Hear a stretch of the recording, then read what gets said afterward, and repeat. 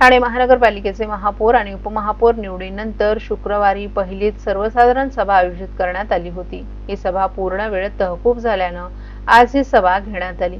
या सभेत महापौर शर्मिला पिंपळकर यांनी शिवसेना शिंदे पक्षानं दिलेल्या पत्रानुसार सभागृह नेतेपदी हनुमंत जगदाळे यांची, तर राष्ट्रवादी शरद पवार पक्षानं दिलेल्या पत्रानुसार विरोधी पक्षनेतेपदावर अशरफ उर्फ शानू पठाण यांची निवड करण्यात आली आणि सभागृहात नवनिर्वाचित सभागृह नेते हनुमंत जगदाळे आणि विरोधी पक्षनेते शानू पठाण यांचं सभागृहाच्या वतीनं जाहीर सत्कार करण्यात आला।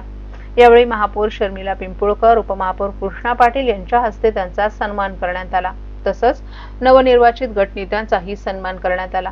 यानंतर महासभा सुरू झाली। दरम्यान घाईघाईत काही प्रस्ताव मांडण्यात आले। ही सभा गुंडाळण्यात आली। तसंच कोणालाही बोलू दिलं नाही आणि विचारलेल्या प्रश्नांची उत्तरं देत नाहीत, तर भाजपनं या सर्व गोष्टींचा निषेध करत उपमहापौर कृष्णा पाटील यांनी डायसवरून खाली उतरून याचा जाब विचारत निषेध नोंदवला। तर सभागृहात काही काळ सत्ताधारी शिवसेना आणि प्रशासनाच्या विरोधात घोषणाबाजी करण्यात आली। यावेळी भाजप नगरसेवकांनीही तीव्र शब्दात निषेध व्यक्त केला।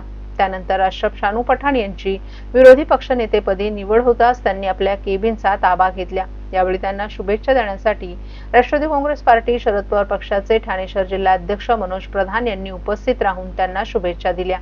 यावेळी राष्ट्रवादी काँग्रेस पार्टी शरद पवार पक्षाचे सर्व पदाधिकारी, कार्यकर्ते, नगरसेवक आणि नगरसेविकाही उपस्थित होत्या।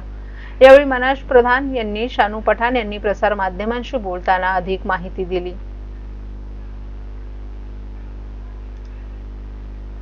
की महासभा म्हणजे प्रत्येक 131 सदस्य सर्वांना बोलायचे अधिकार है और आम्ही विरोधी पक्ष नेता हैं, लेकिन जब भी सदस्यों की बातों को ना सुना जाएगा तब हमारा नोंद विरोध करके रहेगा।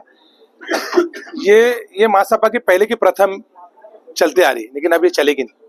सदस्य 131 सदस्य की थाने करके प्रश्न उन लोग जो मानना चाहते उनको मानने का अधिकार है और उनको मानने का अधिकार मिलेगा।